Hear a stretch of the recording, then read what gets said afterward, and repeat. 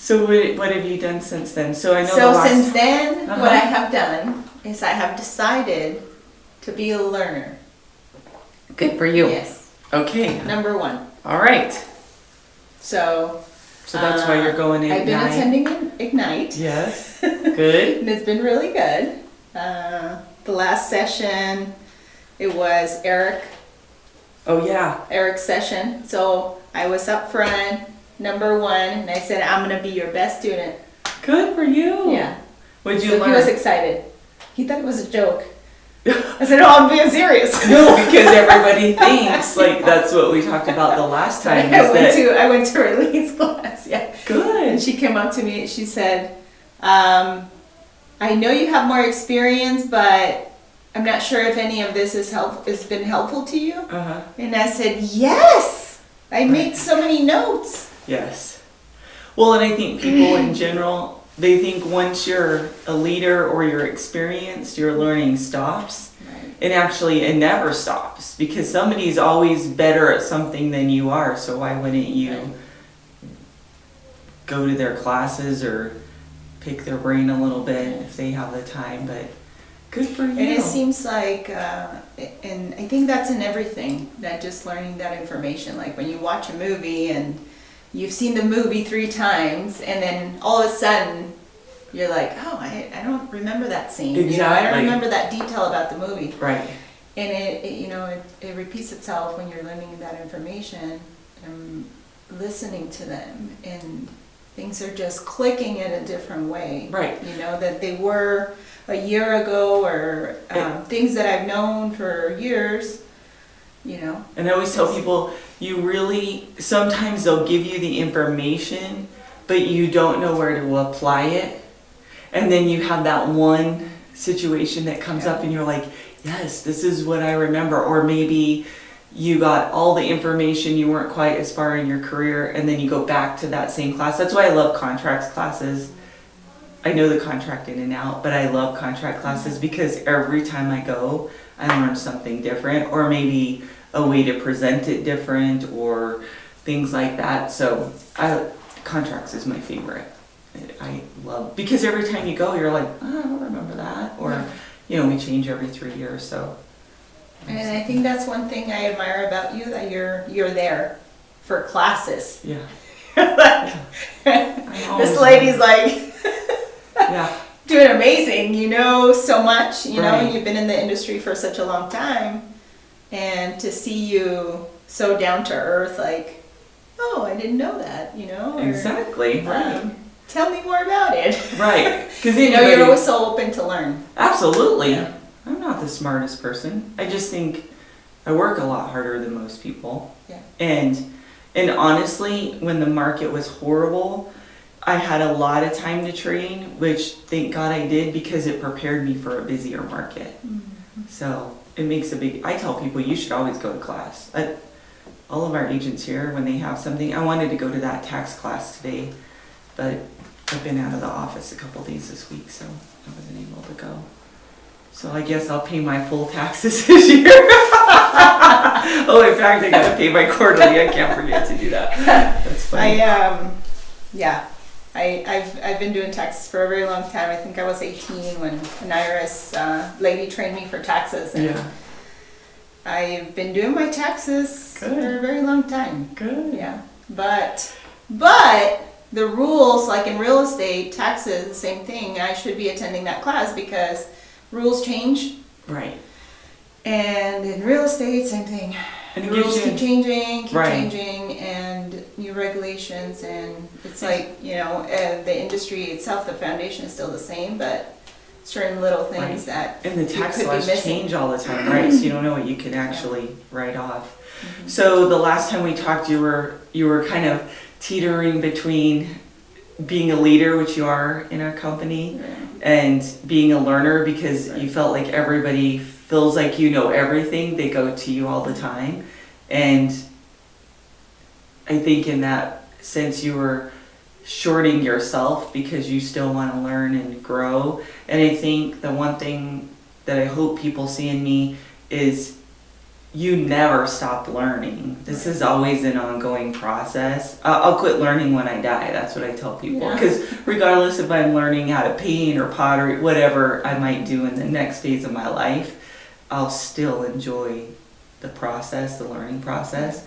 So I'm proud of you that you're going to all the classes. What did you learn from Eric? I'm trying to shadow you. I'm trying to reflect that because that's what I see. Oh, thank you. Even when you're teaching the class and you're just sitting there and thinking of the things that you say when you interact with other professionals, and you're learning as you're, doing your deals or asking them questions.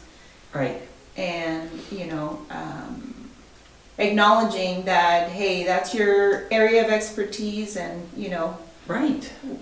And there's times I've told people, why do you say that? Like, we'll be working on a contract, and I tell them, I'm not questioning your motive, I'm questioning why. I want to learn, why would you do it this way? And then they'll say, oh, because of this, and you're like, I got a different. Because sometimes I think we get stuck in our perspective in presenting offers or working our business, that we get stuck that it is the right way because it's working. Okay, so we sell 220 units a year. You feel like, I think people from the outside always feels like it's working. It does work. Is there room for growth or change? Maybe we're doing something 3 times that we don't have to do, or maybe there's an easier process to do one of our, like our transition to command. So Raylene's going to come in and help us with that, kind of learn our business processes, and then tell us what she thinks we should keep and what she thinks we could definitely move over to command. Mm-hmm. I'm not an expert in command, nor do I ever want to be. So she is. So that's who you bring in, and that's who you rely on. And it's okay. I think a lot of people in this business are,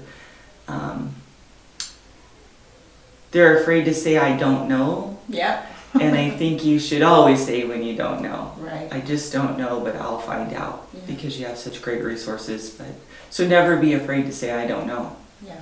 Because people would rather you be honest with them than act like you know something when you don't. I think majority of my business has been on buyers, so. Right. And most young agents starting into the business, or newer agents. Seems like it's the easier transition into getting your database and set up and everything. So. And I think too, it's an easier learning process. I think when you're out there and you see the marketplace, it's easier to say this house is worth this, or this house is worth that, because you've seen all the inventory, right? So good. It's already exposed. Right. Yeah. I was a younger agent. I go on tour a lot, and you would almost see like 230, and then there'd be a house that's 230 that's really a 180, right? And you would know instantly, because you're like, it doesn't have the same finish. So that's a really great way to start learning the marketplace. Yeah. I've been going to tour. Mainly right now, is taking the Ignite classes. Good. Which I think I mentioned to you. Is really my first time taking Ignite. Right. And everybody thinks you probably took it 3 times already. Because my first time was teaching it, and I had never taken it. Right. I got just teach it. Yeah. Yeah, I taught the CMA class, but it was ethics that day or something, so not everybody showed up. Yeah. So it's really a different perspective. It's really nice. It's been not to have the pressure. Fresh of breath air. To not have the pressure and just sit on this side of the classroom and absorb. Yes. So I've been I've been a sponge. I just feel like I've been absorbing as much as I can, and it's been I think mainly like filtering out all the information that I'm listening to, and those little pieces that it never hit me before. Right. It's like I'm writing down this keywords and these key phrases that are just, fitting into those little areas that I need right now. Right. Just right now for this moment. Right. For my process that I'm going through right now. That's the way to do it. So how has it changed your business? So you're So you're probably, what, 8 classes in Ignite? Today will be the 9th. I think this is the 3rd week. Right. So how do you feel like that's changing your business? Is it giving you inspiration or maybe more confidence to start generating more business? I think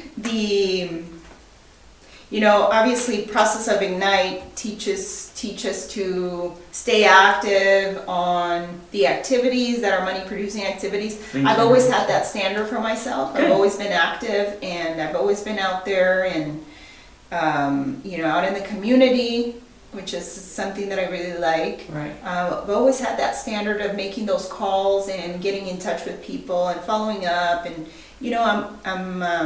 I feel that I'm good at those things.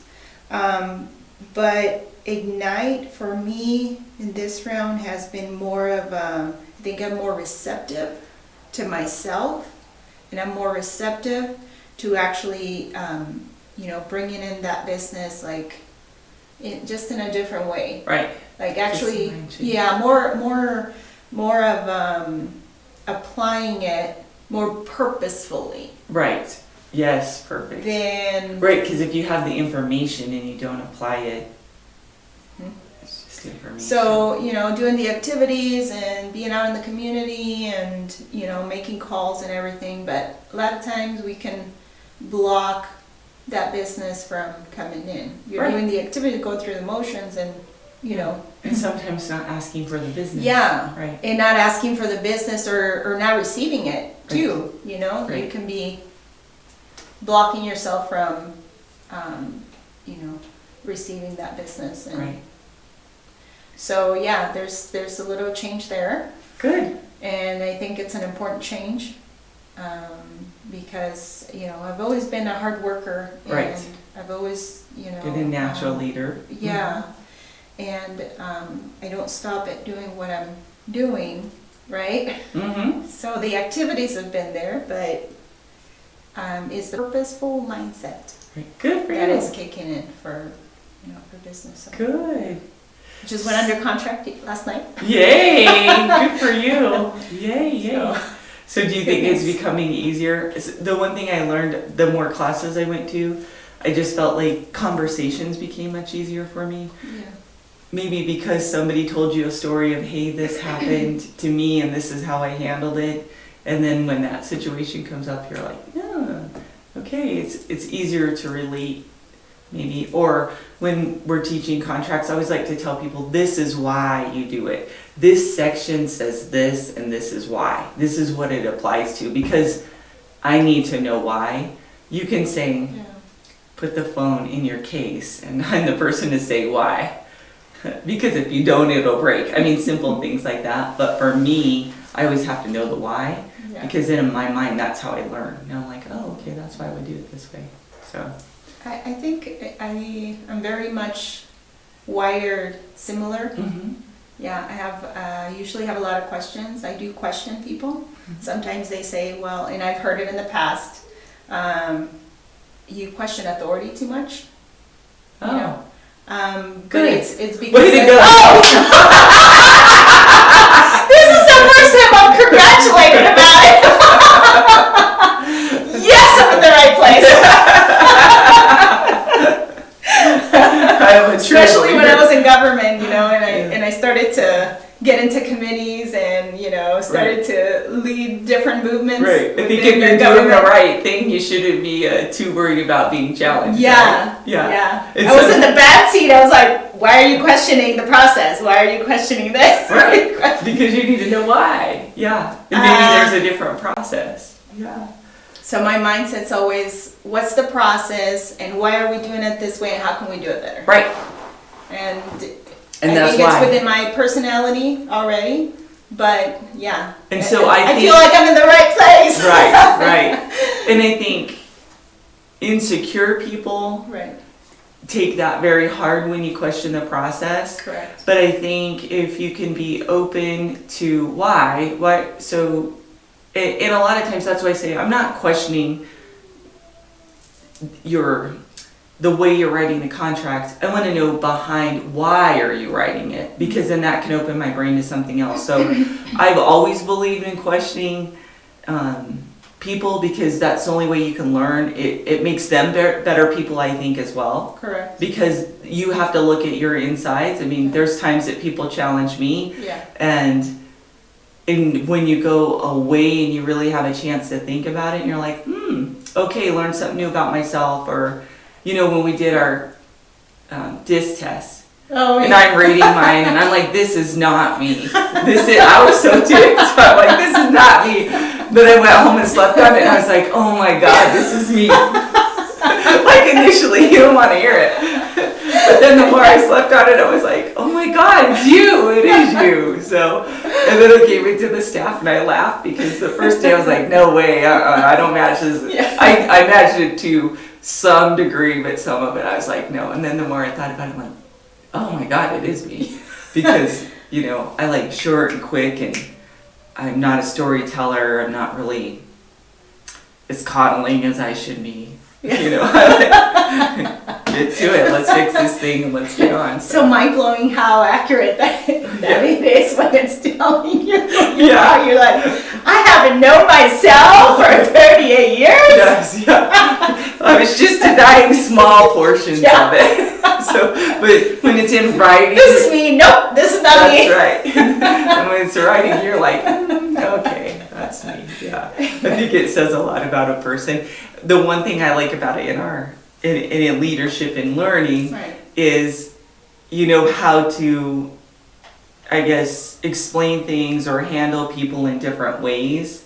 So with me, people know I don't want the story from the beginning. I need the cliff notes and let's get this going.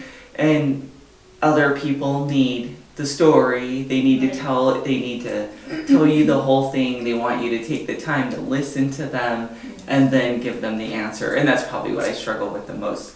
But I'm also very honest with people. But you also say, hey, I struggle with this, so now they know not to. So I'll tell the kids, wind it up here, let's get going. So, yeah. Well, good. So it's all a learning process. Good. It's all a learning process. Good for you. Dissecting. And for me, when you were talking about the disc, for me it was a bit scary. It was a bit scary and intimidating. Why? Because I knew stuff about myself, but I think I go through life and, walk around just being myself. I don't really reflect on how you see me and whether you like me, and Right. I just have my thoughts and my ideas, and I get inspired about something, I do it, Right. And so when I sat down and I read that and I started to dissect like my personality, and well, that matches. Right. Well, yeah, that matches. But I think what threw me back was the category. Meaning what? You're high. I'm a conductor category. Okay. So that was the part that, like you were talking about our last Yeah. conversation, you're a natural leader, but I never actually categorized myself that way. Right, because it just I comes just so easy. fell into it every time that I interacted with whatever organization I was in or whatever. Well, you spot really I don't was fall in. into it. You know that. Consciously. You walk through that door. Right. Yeah. Because it is so easy for you. So somebody else who's not a natural leader, they can't put themselves out there. So they'll never put themselves in a position where they're a leader. And that's okay. I always say you can't have too many chiefs. Somebody's got to be an Indian, right? Somebody's got to follow. I got the feather. Yeah. So, but in your case, you're just so natural at it, and people, you're so confident that whether you know what you're doing or not, they're going to follow you. But that's very natural for you, where other people are so worried to say the wrong thing or to offend somebody, or to not be willing to say, I saw this a different way. Brandon and I had an email conversation last night, and it was the ALC, and we were kind of bringing up something, and I mentioned, like, guys, this is what we want to do, and everybody gave their feedback. And then the way Brandon wrote back, I was like, wow, I saw that in a whole different light. Like, I'm so glad you took the time to explain it to me. Mm-hmm. This is how you were seeing it. Because I was like, click. For me, I was like, that makes perfect sense now. It just cleared everything up, and I felt so much better about it because he was looking at it as a positive, and I was looking at it as a negative. And when he communicated what he was thinking to me, I'm like, you're absolutely right. It is a positive. Yeah. It was really cool. Just So the different perspective. right, but people are afraid to say that. Yeah. People are afraid to say, I don't think we should do this here. Mainly different, afraid of communication. Right. And communication and expressing your perspective Right. doesn't necessarily mean that you're conflictive. It Right. just means that you're sharing your view of things. Right. And so, yeah. And I call it adult conversations. Yeah. Because it shouldn't be a conflict. Right? It should be It's like, not. this is what we're both It's expression. trying to achieve the same goal. Right. We're just looking at it differently. And it was so cool. And I think on the email you could really see, because we were CC'd with everybody. Yeah. And of course I'm opinionated, but No. I have no opinion on anything. I just kind of float around here. But it was so great to see, like, wow, okay, because he took the time. And I'm like, you're absolutely right.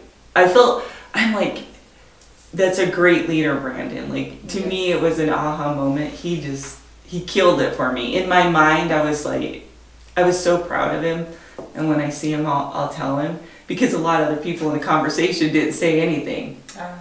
And why? Yeah. Because they didn't want to have the conversation. So it was really cool. Yeah. And He's a very level leader, yes. very level-minded And he thinks, and for me, I think conscious. I'm on the spot. Like, I'll say to Sabrina, let's change this. I think we could do this. And then, because it looks so good in the 2 seconds that I looked at it, and then Sabrina will go back and she'll come back and she'll say, okay, so did you think about this? And did you think about this? And did you think how it's going to change this? I'm like, oh, you're right. I didn't think about any of that. You're right. I didn't know. So that's some of the things that's really good, and that's why having that balance. So when we talked about your next move, which is an assistant, not a buyer's agent, when you are interviewing your assistant, you need to have almost an opposite personality, because I'm very good at the big ideas. I am very bad at putting them all together, but that's where Sabrina excels. And I think it's why we get along so well. We don't always see eye to eye. Like, sometimes she thinks she wants to do it one way, and I think I want to do it another, and then we have to come to some kind of compromise.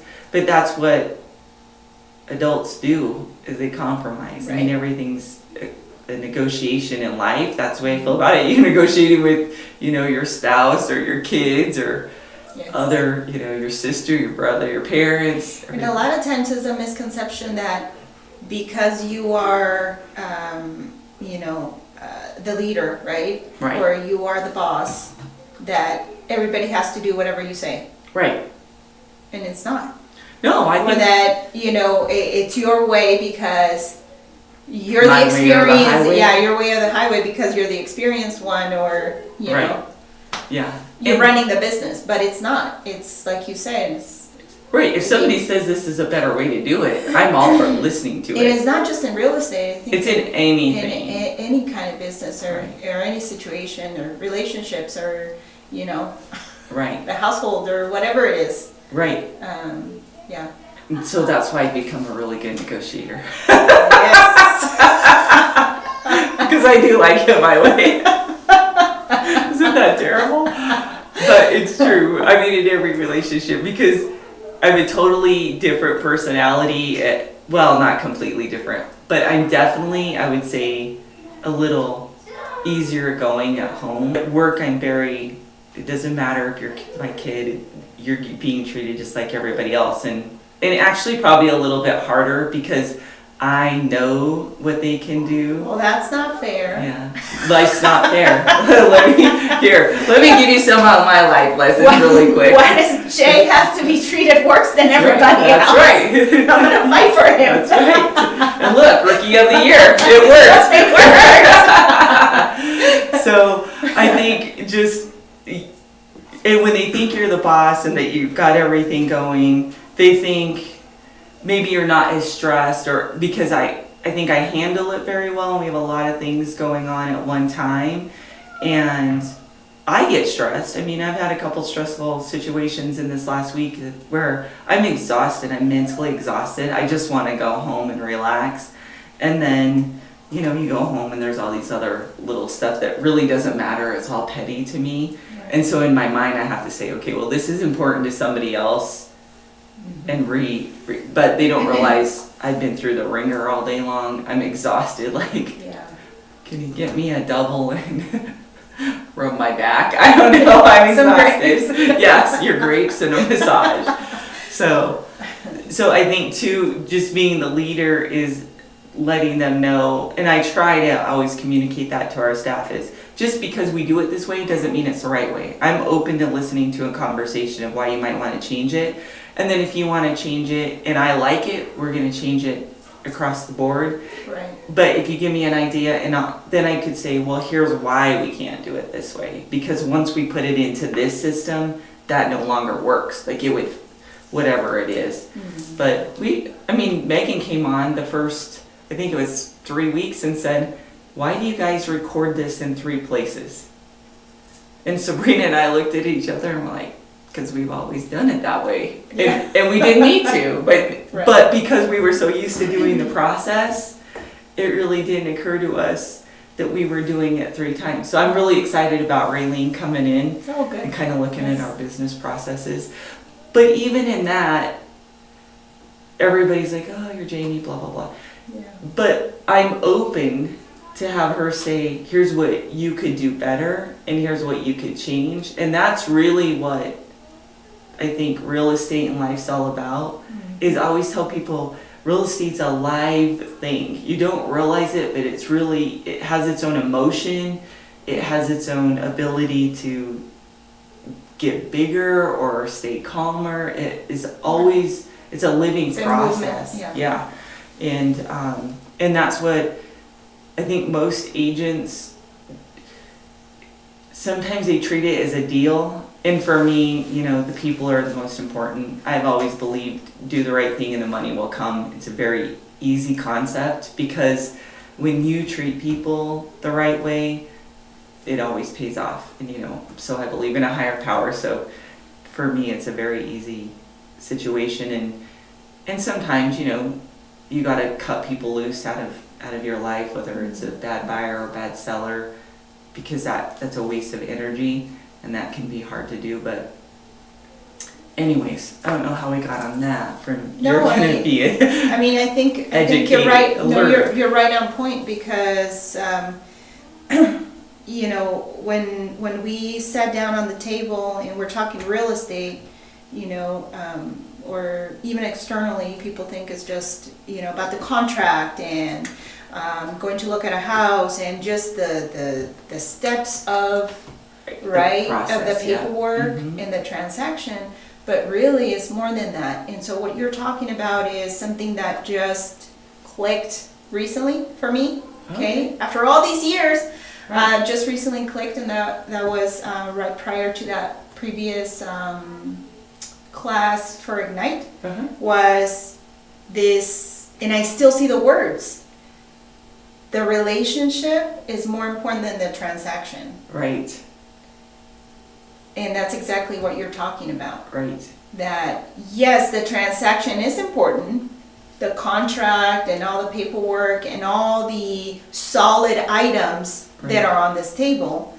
But in order to connect all of that, it is the connection. The connection, the transitions, right? The emotions. Yes. The people, the goals, Right. And a lot of other stuff. Yeah. And that coming into real estate, you don't really you're not aware that it entails all this other stuff. Right. Are you prepared for that? Right.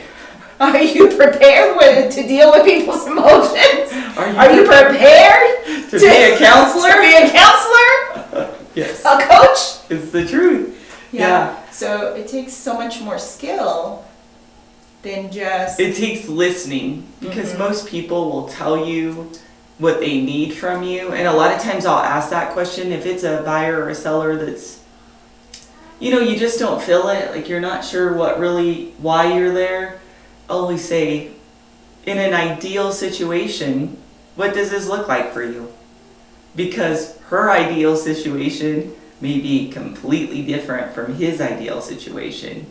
And then you say, okay, so here's the problem. We have two people who have a different idea of what they want. So how are we gonna make it one idea and then me be able to get them successfully there?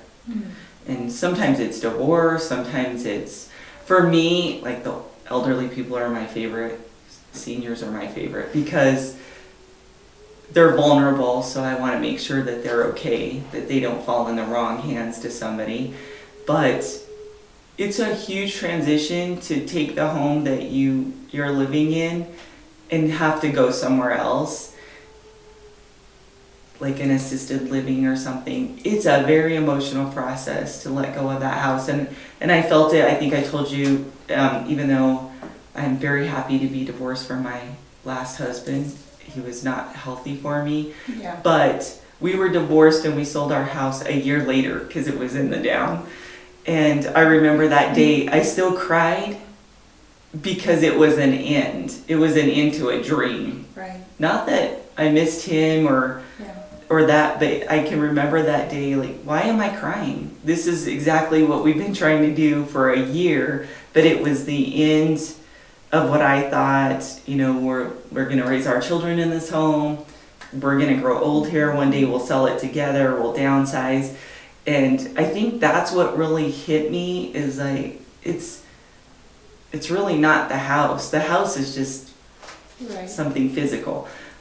The emotion was really hard for me. And I think the more I work with people, I really want to know why. Because I want to keep sometimes you can't make people happy. Sometimes in the transition, they don't want to sell their house. Their spouse died and now they can no longer afford the house. They don't want to move. And unfortunately, they have to move or it'll be a foreclosure or they won't get the equity out of their home. That's a tough one because you're really trying to do the right thing for them. Right. But it's still very, very hard because they're not ready to leave. And so sometimes you get the brunt of that. It's not really you, it's really the process and trying to make sure, because early on, I think when you're younger, and I did this too, is I reflect everything on me. Like I'm the universe, because when I was 20, everything revolved around me. But you think, what did I do, or how can I take this on, or what did I do wrong? For me, that was always it. Can I be skinnier? Can I be smarter? Can I be prettier? Can I be whatever it is, wealthier, whatever insecurity I had at the time or somebody pointed out to me. And when you're young, you do, because we're people pleasers. We want to make everybody happy. But like in those situations, you're doing the right thing. And even though they're not happy right now, I think they'll be happy in a year or two. So it really is, because we get so focused on this box and this box because this is what we're taught, and then we just lose compassion for the people. And I think honestly that's why a lot of agents don't do very well, is they're more worried about getting the deal written instead of really what's your buyer or your seller asking for. There's a lot of times I've given advice. I'm never going to I'll probably never sell their house, or they'll probably never move, but their cousin moves or sister moves, or like Jami's open to giving you the information you need. And sometimes I'm very black and white, and sometimes I'm a little hard. I know I come across hard, but sometimes it's the way you need to hear it. Like, this isn't an easy situation to get out of. Like, what we're in now is very difficult, and some people will say it with a lot more grace than I will. And they're Tony, I love the way that Tony presents. He's amazing with words.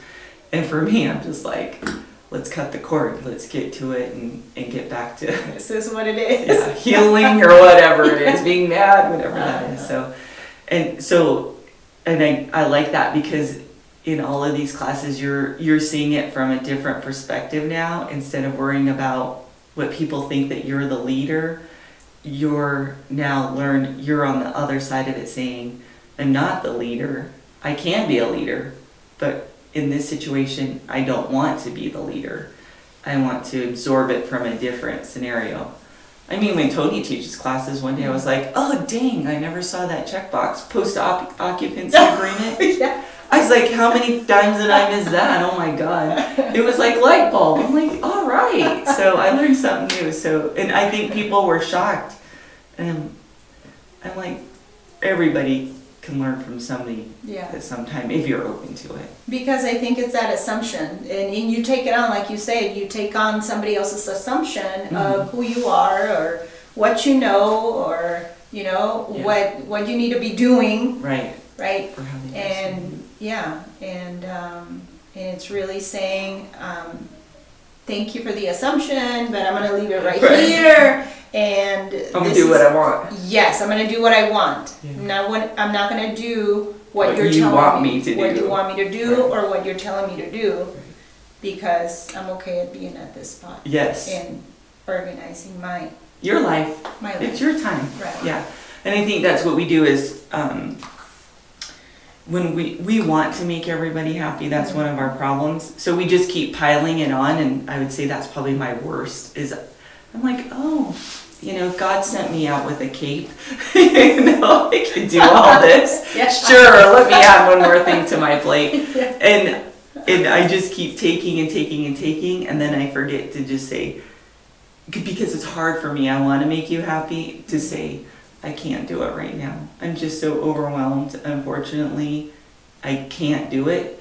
And for me to say I can't is like, I lost, which are not healthy words in my life. So it is hard, and I think I'm still in that process of learning to say, unfortunately, I can't do that for you. I laugh so hard because I know and I understand what you're saying right now, because I live it. It is a challenge to say no. Right. To put those healthy boundaries.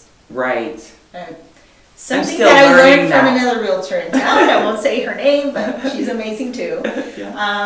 It's setting those healthy boundaries that it's okay. Right. That it's okay to say no, and that doesn't reflect on you not achieving, or on you losing out on an opportunity, or on you, or you're a bad person. Right. Or like for me, that's how I felt. Or I know I could do it, I just don't have the time. Yeah. That's when that's when I feel bad. Like when you called me the other day and I was in the middle of a storm and I didn't see your text till 7:30. I don't know what time it was. I mean, that day was like, whew. Crazy. And then I look and like, I'm thinking, it's 3 hours later, like I didn't even see the text message. And then you feel bad because I'm like, it's probably something I can't. I saw your sad face emoji. Yes. So, I'm sorry. But you feel bad because you're like, I probably could have answered that, but I think that was the day I was in court with the tenant who burned our house down. So, goodness. Yeah, she's suing us because she was inconvenienced. So that's finally behind us. But you're definitely in a much better space than where we started. Do you feel kind of relieved that you don't have the responsibility of? I do feel relief. But I also feel good about myself that I'm not choosing to, I'm not choosing other people, I'm choosing myself. Choosing not to compromise. Yes. Choosing not to compromise with what I want to do and what I'm intended for. So that it has been a big step for me, and because we're talking about leadership, you think about everybody else, and you think about, how you could help them.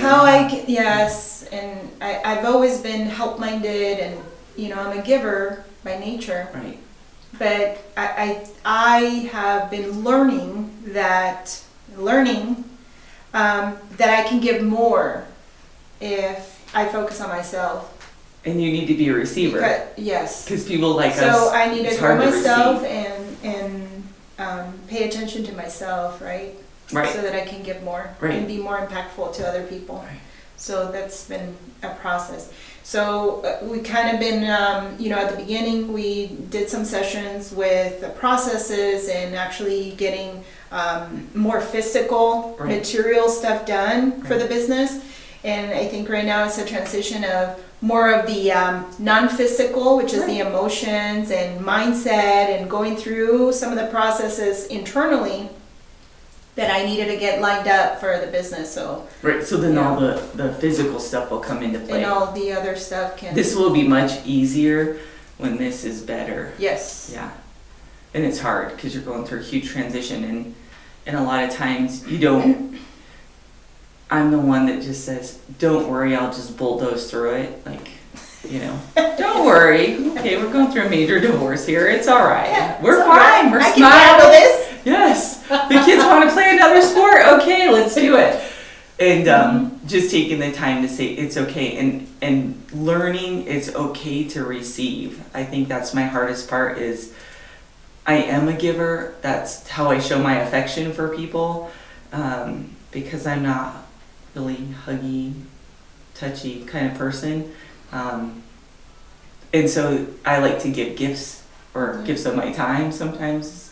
And so but learning it's okay if somebody else wants to do something for you.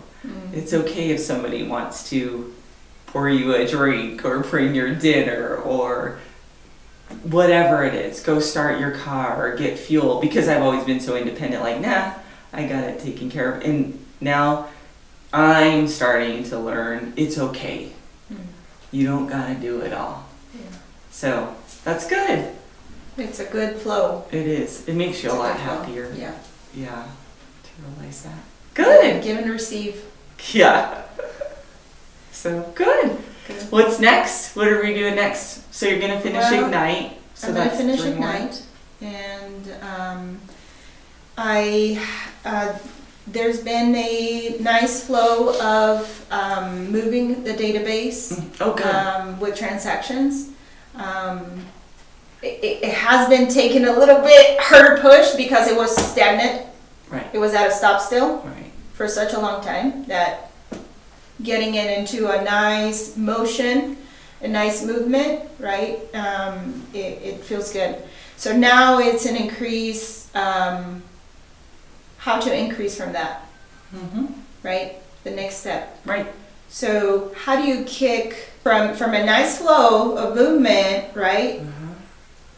How do you kick it up a notch? Yes, in my business, I've always worked all the hours, if that makes sense. So I know a lot of agents, they go home at 3, they come in at 10, Yeah. they take a 2-hour lunch, they don't work weekends. I'm thinking, gee, where do I find that job?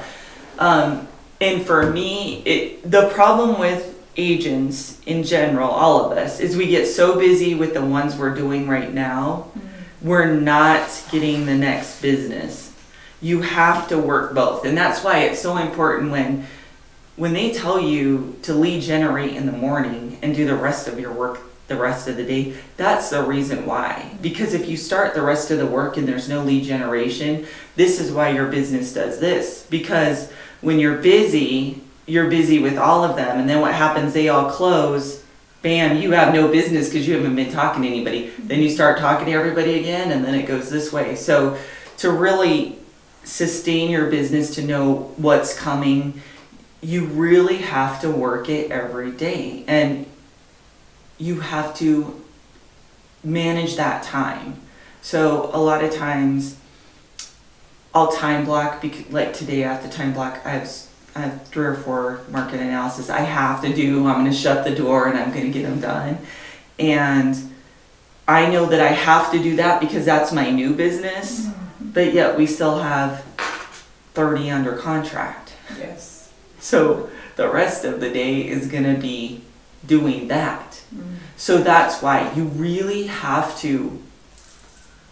And I think too, it's crazy, but energy creates energy. So the more excited you get about being busy, the busier you get. It's the craziest thing. And I think that's why it's hard for me, because it comes very natural. I think once you really start working the business consistently, Gotcha.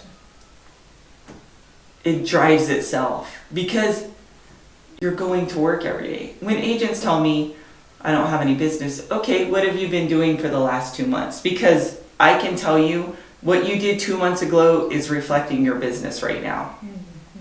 Well, I went on vacation, right? So you were in vacation mode for probably 3 weeks. The week before you went, the week you were there, the week you came back, right?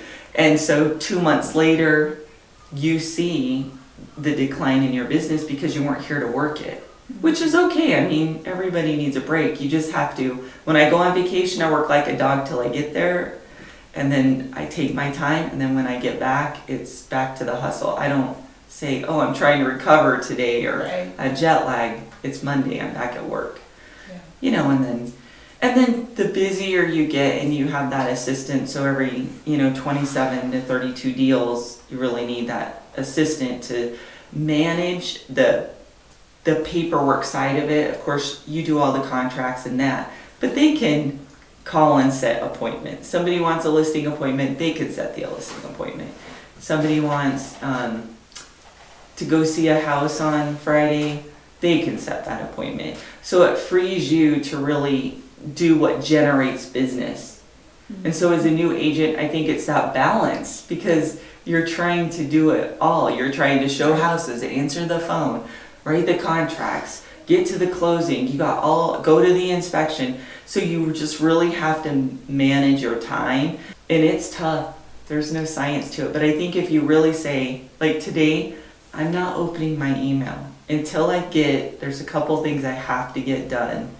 Until those get done, I'm not looking at anything else. I can't, because I know me.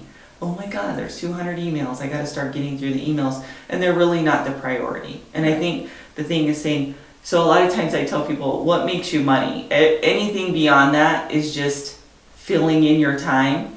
So if you're going to get your nails done, or you have a chance to go on a listing appointment, you should be going on a listing appointment. Reschedule your nails. And it's hard for people to do that, because they're like, no, I want to get my nails done. Well, so do I, but I also want to be able to pay for them in 6 months. Yeah. And that's how my brain thinks, though. I'm a driver, and not everybody wants that. Some people are happy with making $100,000 a year, which is a great living, obviously, in Pueblo.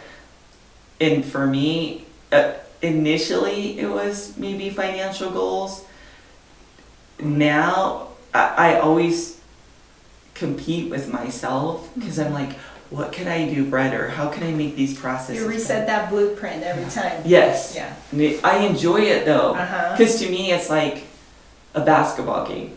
Every time you go against a different team, you just don't know what. That's what's so exciting. Am I gonna win or am I gonna lose? And if I lose, it's a lesson. Okay, I'm not gonna do that again. That didn't work out for me. So the next game, I'm gonna do something different. But I enjoy that. I like competition. Obviously, I'm a competitor. So is my son. We're competing against each other all the time. So I told him when I retire, who's gonna do more? He'll win when I retire. Till that day, no when I way. choose for you That's to win. right.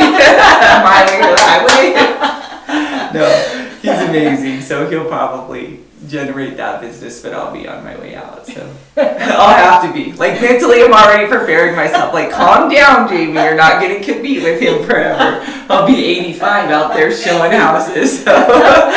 You would probably leave him in the dust too. Like, this lady got it.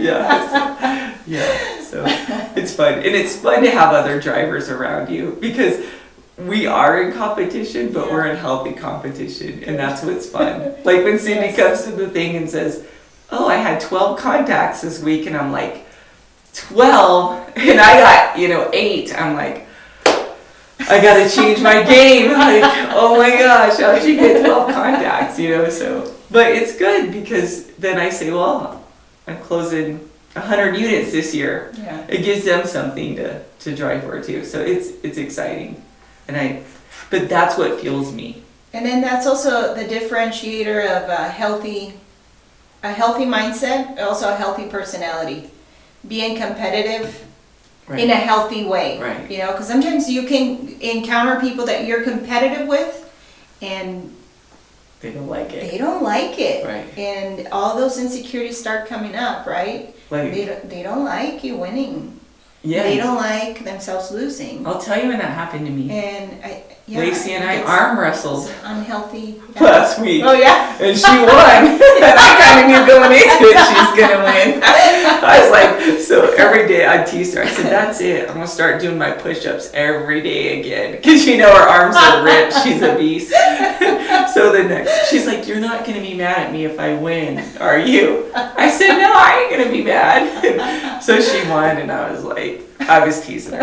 And then that night, before I went to bed, we were out late, so it was probably 2 o'clock in the morning. I said, I'm doing my push-ups before bed.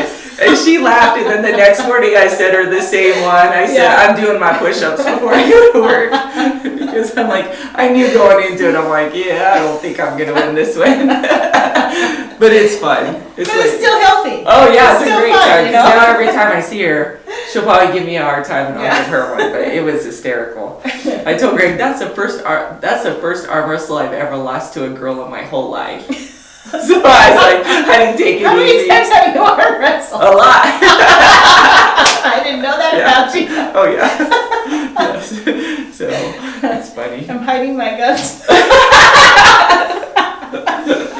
I know. You just see Lacey, you're like, dang, girl, I need to get back to the gym. I don't know if you want to counter Lacey. Yeah. You want to. Oh, heck yeah. It's on now. I just got to train for another year. We're going to have a rematch. That's 2 out of 3. She's half my age, but I'm still going to try. I still can beat her. That's right. Gives me a goal, right? That's the worst that could happen. I could look amazing and still I lose. love that mindset. Yeah. So, yeah, that's it. But that was great. I love Lacey. She's so funny. But anyway, well, good. That's awesome. Yeah. It seems like it's Strong in going the well. body, strong in the mind, Right. Yeah. strong in business. Yes. Yep. The 3. That's the truth. Yes. Yeah. And when you're weak in one, it really plays It a toll. affects the other. Yeah. The good news is you're on the upside of everything now. So there's only one place to go. That's right. Good. All right, so my focus is going to be on kicking that up a notch, Good. lead genning consistently. What lead gen do you suggest for me? So I always tell people. I won't be called from signs. Right. Darn it. Darn it. Someday. Someday. So- One day. When I first got started, I like people, obviously, in general. I like to socialize. I'm pretty social most of the time. Not lately because I'm so tired, but that's how I lead gen. I like to do what I like to do. If you told me I had to cold call for the rest of my life, I quit this job and I go open the door at Walmart, something else where I could talk to people. Yeah.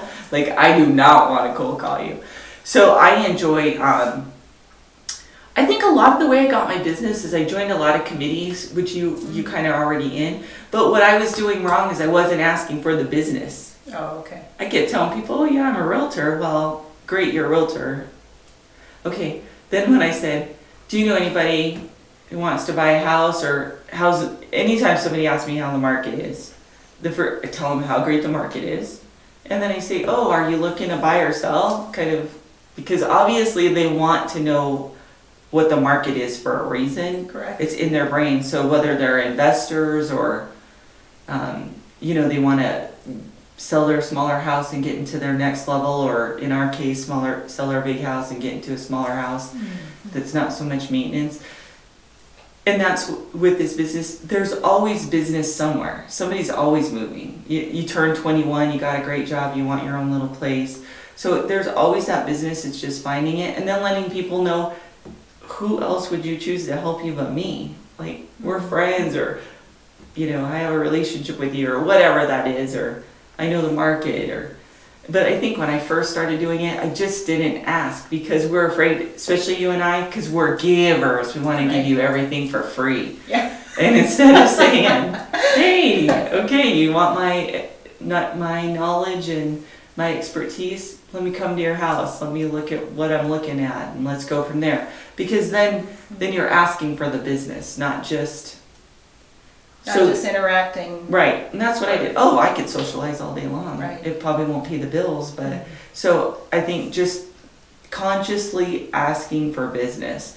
And what sometimes people perceive from me is you're so busy. You don't need my business. You're number Gotcha. one, right? Yeah. Yes. You don't need my business. Of course I need your business. Yeah. I always want to be number one. Like, and not only that, I always want to help the people that I care most about. So it seems like every time I sell a house, I have a new pegboard. Do you know what I mean? Like they start becoming a part of, so I'm the triangle. Yes. And then my pegs. So I just keep growing and growing. And so every time I sell somebody a house, it's personal to me. Like I always say at the end, we're not getting divorced. We've been talking for 3 months nonstop. So I'm not dead. Like you can always call me for anything, right? Yeah. Like I'm going to go to lunch with some clients I probably sold a house to. It's probably been 5 years or 6. Yeah. And they sold their kids a Maintain house. that relationship. Yes, I love it because I love these people. I had such a great time with them for 3 months. And if I didn't have a great time with them, I usually don't call them as much, right? But yeah, so. And it's also that you're purposeful, but what I'm getting and what I'm absorbing from you is that you're purposeful, but also you have a strong reason why you're doing what you're doing. Right. To take care of people and Oh, yes. to help them and, you know. Right, because is there anybody better than me? No. Yeah. 'Cause that's how I think. Nope. But that's how I want And everyone whoever to wants to think. say yes, they can go head to head with me and I'll argue with them all day long. Right. But Yeah. that's what everybody should Because- think. That's how I Yes. feel. I think you should know more than everybody else so that Right. when people say, why would I choose you over so-and-so? Correct. Well, here's why. I think it's pretty easy. You know, and then I just say what I gotta say. Do I lose sometimes? Yes. Yes. But it's okay. But we all have our unique contribution Right. to that interaction or that relationship, that person that crosses your path that you're meant to help Right. in you know, in the real estate world. Which And is I what believe we're it offering, happens right? for a reason, And right? It happens, yeah, it happens for that reason. Right. But yeah, a lot of times we don't position ourselves in a spot where we can be a benefit to them. Right. Because we're either blocked, we're either afraid, Right. right? Well, you are Or- afraid because of, yeah, not asking a question or like wonder if I tell them the wrong answer. right? Wonder if somebody tells them something different and you're second guessing yourself. Uh-huh. And I remember early on, like being afraid to say, well, can I help you? Or, you know, you're an investor, we buy investments. And what I started doing is just relating it to my own life. So yeah, I bought it, my first investment when I was 27. And I made, I think it was 24,000 on it, you know, when I sold it. Did I know what I was doing? No. Did I buy? So I always tell people you make your money when you buy, never when you sell. So, but relating it to my own life, and I think the older you get, the more experience you have, it makes it a little easier.